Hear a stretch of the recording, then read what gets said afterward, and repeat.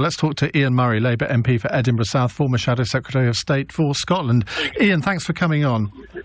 My pleasure. What is the official view of the Labour Party on this, whether they would support another referendum being held? Well, the view of the Scottish Labour Party and the UK Labour Party hasn't changed. We oppose a second independent referendum. We think it's bad for Scotland, bad for the Scottish people, and compounds the uncertainty tenfold of Brexit. And this should be taken off the table to allow the Scottish economy a bit of certainty, a bit of stability, so we can prepare for the future with Britain out of the EU. That's not quite what Jeremy Corbyn said, is it? Well, look, today's not about Jeremy Corbyn. Today's about the announcement that the SNP want to call another independent referendum. This would be incredibly bad for Scotland. The Scottish people don't want a second independent referendum, according to all the polling that's been done consistently since the EU referendum vote back in June last year, and we should respect that. People have voted in 2014 to stay part of the United Kingdom. It's part of the Edinburgh Agreement to abide by the result, and that's what people should be doing.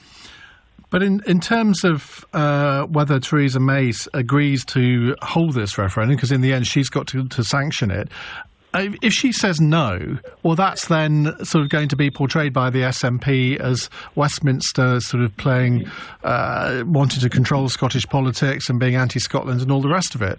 And yet if she says yes to something which she believes, like you, will damage Scotland, she's in a bit of a difficult position, isn't she?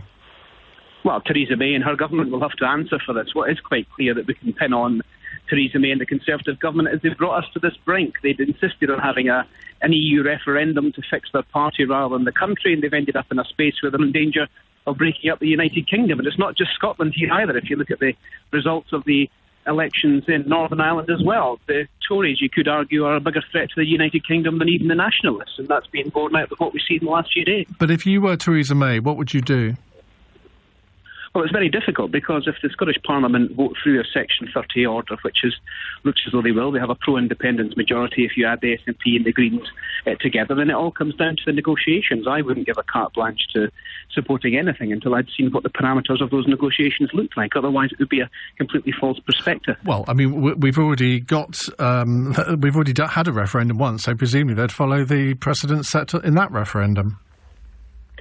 Well, they may do, but the Edinburgh Agreement that was signed between the Scottish and UK governments back in 2012 in the run-up to the 2014 independence referendum set out that both parties would abide by the result. The SNP has spent every single waking hour since the polls closed trying to undermine that result with their bedfellows, the Conservatives, with English votes for English laws, with the EU referendum, and with pitting people against each other in the 2015 general election. Ian, thank you very much.